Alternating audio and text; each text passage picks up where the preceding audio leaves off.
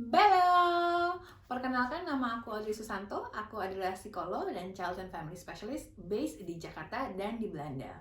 Di channel ini aku akan banyak berbagi tentang ilmu psikologi anak dan keluarga dan juga tips and trik studi dan hidup di Belanda. Nah, hari ini aku kedatangan temanku. Kita round of applause. Tada! Bari, Halo semuanya. perkenalkan. So, ini adalah temanku sesama di PPI Leiden. Jadi kita sekarang ada di Leiden. Yap. Ini dia lagi main ke rumahku. Nebeng makan, guys. Oke. So, hari ini kita akan ngobrol-ngobrol sama Bari. Kita akan coba cari tahu, kita korek tuntas dan semoga bermanfaat ya nantinya. Amin. Kita akan ngobrol-ngobrol sama Bari. Dia kuliah apa, dia ngapain, udah berapa lama di sini, dan hopefully teman-teman juga bisa dapetin tips and trick dari Bari. Oke, Bar, coba sekarang kenalin sama teman-teman. Udah berapa lama di sini, terus kuliahnya apa, di Indonesia juga dulunya kerjanya apa? Oke. Halo semuanya, nama aku Berry Irawan. Aku kerja di Kementerian Keuangan sebagai pegawai negeri sipil. Sekarang aku kuliah di Leiden Law School, ngambil jurusannya Master of Law and Society, Governance and Global Development. Panjangnya. Oke, jadi di sini tuh udah berapa lama? Kurang lebih 7-8 bulan, Kak. Oke, jadi kita tuh sama-sama di intake yang sama, mahasiswa corona. Iya, kita Nah. lulusan corona, belum lulus. Lulusan, doain ya. Amin. Gitu. Oke, sekarang kenapa bisa pengen ngambil kuliah yang lagi kamu tekunin sekarang? Oke, karena tadi teman-teman udah tahu bahwa aku adalah PNS. Kebetulan jurusan aku ini belajarnya soal gimana caranya antara manusia, hukum itu bisa sinkron dalam segi pada saat pembuatan hukumnya. Jadi bukan pada saat hukum itu sudah diterapkan, tapi aku belajarnya lebih kepada di mana hukum itu lagi dirancang, Kak. Gitu. Oh, oke. Jadi hukumnya nggak cuman oh ya lo salah atau benar gitu ya. Orang yang benar atau salah, tapi juga memikirkan sisi manusiawinya juga ya. Betul. Nice banget. Terus jadi sekarang Bari udah sampai tahap mana nih? Udah apakah sudah di akhir studi kah atau gimana? Ini udah di ujung studi, jadi minggu depan itu adalah exam terakhir. Terus abis dari situ sisa tesis.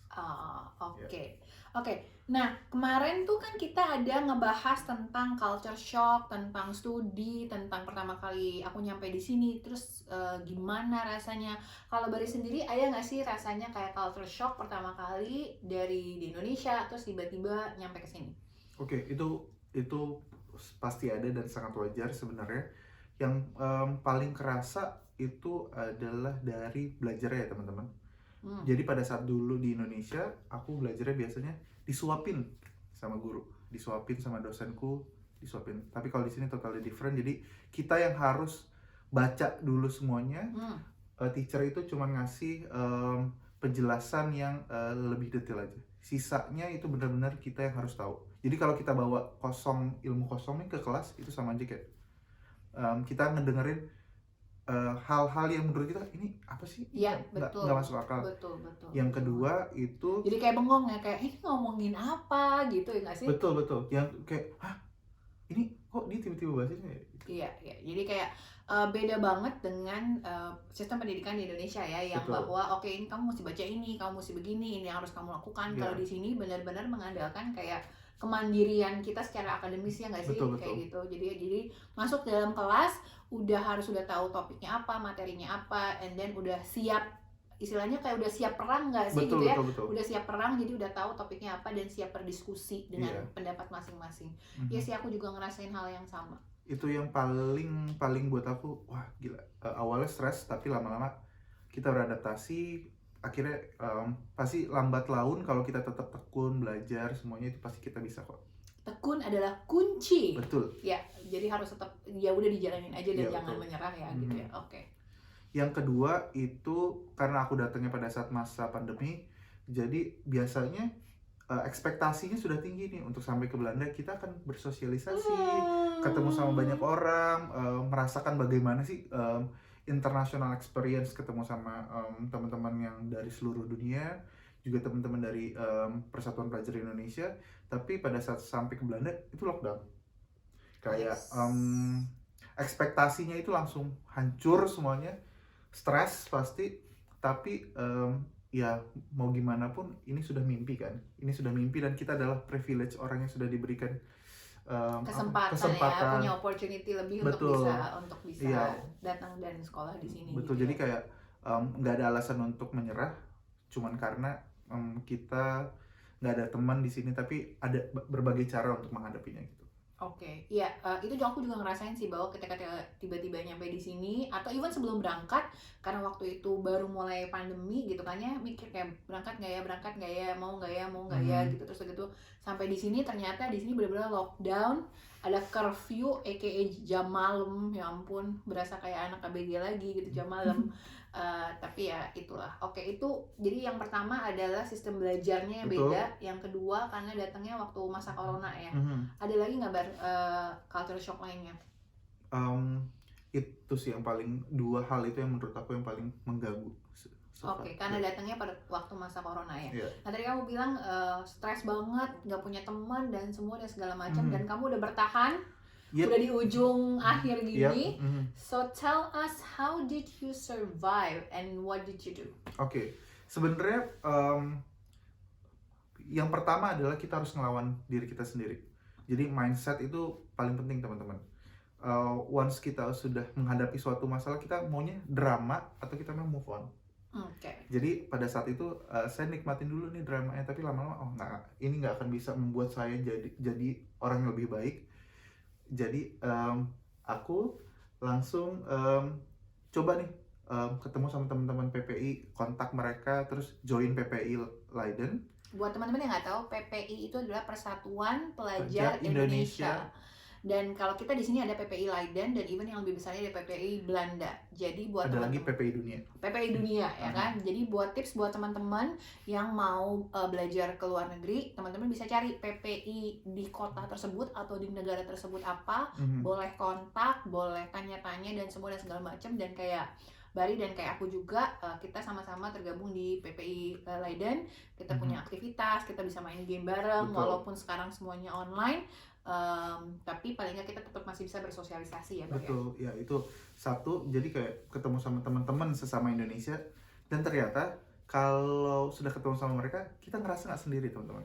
Karena pada saat pandemi ini ternyata semua orang, terutama pelajar di Indonesia yang ada di luar negeri, itu ternyata merasakan kesulitan yang sama.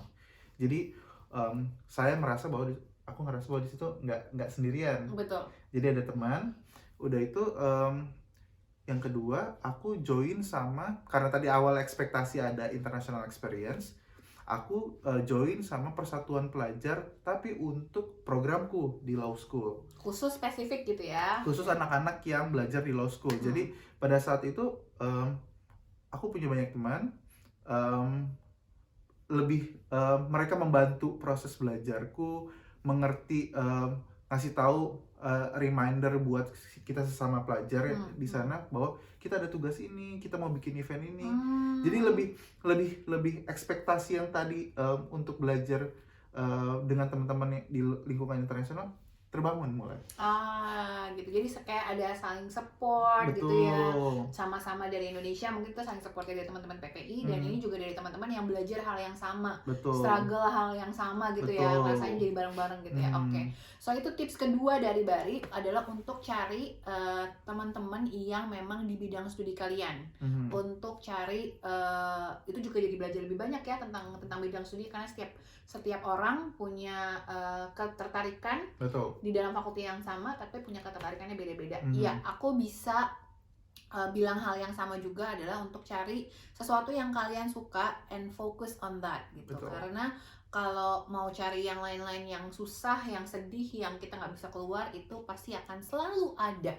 Yeah. Tapi how we find the light, ya nggak? Yeah, Oke, itu terus tadi kamu ngomongin bahwa susahnya culture shock ketika mulai kuliah gitu ya, mulai kuliah di sini. Ada lagi nggak sih kesulitan-kesulitan secara akademis yang Bari alamin ketika baru datang ke Belanda? Karena dulu aku sebagai seorang PNS, kita harus menggunakan bahasa Indonesia yang baik dan benar. Jadi bahasa Inggris itu ternyata apa yang kita pelajarin dulu pada saat kita mau istilahnya ada tes IELTS atau tes satu lagi tuh TOEFL, itu ternyata sangat-sangat dasarnya aja. Basic gitu Basic ya. sekali. Basic. Pada saat sudah sampai di sini semuanya totally different. Jadi itu adalah salah satu struggle yang sangat-sangat aku alamin. Tapi namanya manusia. Kita belajar, asal tekun belajar, semuanya bisa dihadapin kok. Aman itu, semua bisa sekarang. Sekarang kita mau ngomong bahasa Inggris, mau nulis bahasa Inggris, itu semua menurut aku sekarang writing sama speaking skillku itu udah jauh lebih baik daripada pada saat pertama kali. Jadi iya, jadi buat teman-teman kalau misalnya nanti pada saat datang ke sini terus ngerasa bahwa wah ini susah banget, Inggrisnya susah banget, jalanin aja, karena percayalah kalau kita tetap berusaha, pada saat kita sudah sampai ke titik berikutnya itu kita jauh lebih baik daripada sebelumnya. Yes. Dan tadi balik lagi kayak poinnya Bari adalah di sini sistemnya nggak disuapin, dalam Betul. arti jangan berpikir bahwa oh iya aku nggak bisa bahasa Inggrisnya, aku nggak bagus, dosennya kok nggak mau nolongin aku ya. Mereka bukan nggak mau nolongin teman-teman, tapi mereka sangat terbuka sekali untuk kalau teman-teman cari tahu, aku perlu ikut course apa ya, aku Betul. perlu cari kemana ya, aku butuh bantuan apa. Itu kita yang harus ngomong sama dosennya, atau kita harus ngomong sama teman-teman kita even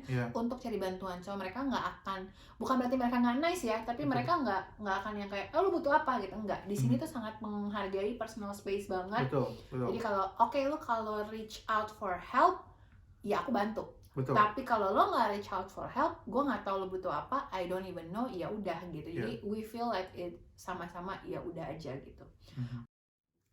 Oke, Bar. Jadi kalau misalnya sekarang kamu bisa kasih pesan buat teman-teman yang lagi consider mau belajar ke Belanda, what would be your message for them?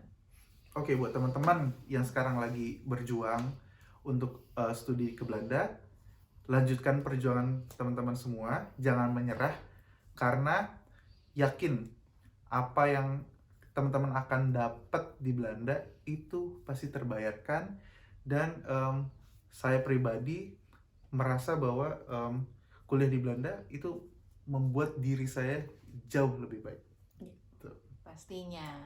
Dan kalau tadi kita ngobrol-ngobrol, Bari juga sempat bilang apa yang bisa bikin dia bertahan sampai sekarang dengan all difficulties, semua tantangannya, challenges academic, culture shock, dan semua segala macam adalah karena dia suka sama apa yang dia pelajari. Betul. Nah, yes, itu aku juga agree sama itu, bahwa apa yang aku jalanin sekarang itu susah, dan aku nggak kepikiran waktu dulu di Indonesia, even aku udah punya master di Indonesia, dan itu akan segitu susahnya.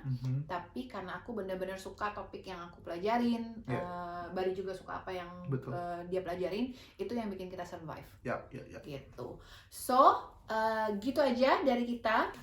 Semoga ini bisa bermanfaat buat teman-teman yang mau kuliah dan studi di Belanda, ataupun even di luar negeri lainnya, terus berjuang kata Bari.